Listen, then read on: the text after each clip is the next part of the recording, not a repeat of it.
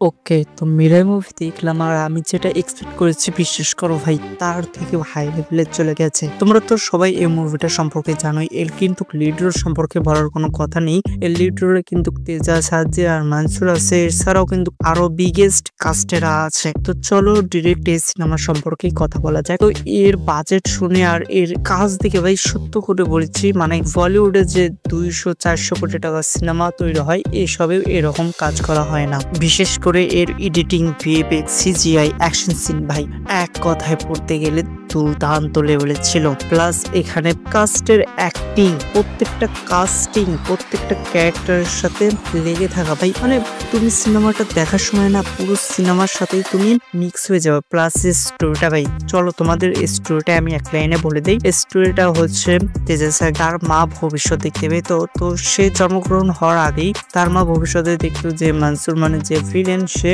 9টা কিতাব আছে, মানে এটা হিন্দু সম্প্রদায়ের। তো এই 9টা কিতাব যে একসাথে করে নিজের আয়ত্তে আনতে পারবে বা তার শক্তি নিজের ভিতরে ধারণ করতে পারবে একত্রে, তো সে অমর হয়ে যাবে, সে ভগবানের সমান হয়ে যাবে। এটা অ্যাকচুয়ালি তাদের ধর্ম সম্পর্কে। তো এই 9টা কিতাব 9 জন যোদ্ধার কাছে আছে, তো তাদের কাছ থেকে মনসুর 9টাই নিতে পারে নাকি পারে না। তো তখন অ্যাকচুয়ালি ভবিষ্যৎ দেখার পরে তেজা শেখদের মা বুঝতে পারে যে তার গর্ভে যে সন্তান আছে সেই তাকে আটকাতে পারে। তো মনসুরের সাথেও কিন্তু তার দেখা হয়েছিল, আর তখন সে বলেছিল তুমি 8টা কিতাব নিতে পারলেও 9 নাম্বার কিতাবের ধারে কাছেও যেতে পারবা না। সেটা কেন যেতে পারবে না এটা তোমরা সিনেমা দেখলেই বুঝতে পারবা।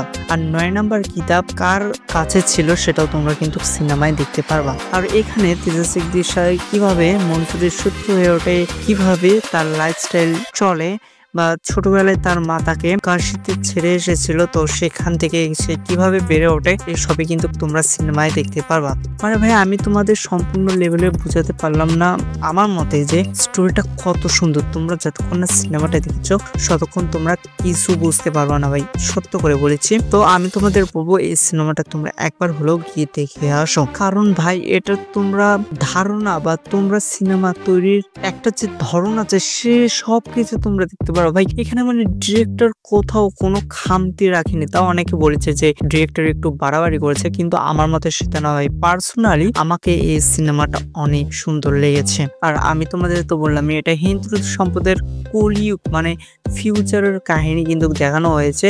কালকের মতো তোমরা এটা দেখে ভীষণ লেভেলের বিশ্বাস করো ভাই, মানে এন্টারটেইন পাবা। তো আমি তোমাদের বললাম তোমরা একবার হলো এই সিনেমাটা দেখে আসো, এরপরে তোমরা কমেন্টে তোমাদের মতামত জানিয়ে দাও। তো এই ভিডিওটাই বোঝাতে তোমাদের সাথে দেখা হবে নেক্সট একটা ভিডিওতে। আর তোমরা কে তেজা শেখদের হনুমান সিনেমাটা দেখে ছিল অবশ্যই কিন্তু কমেন্টে জানিয়ে দেবে। Good bye.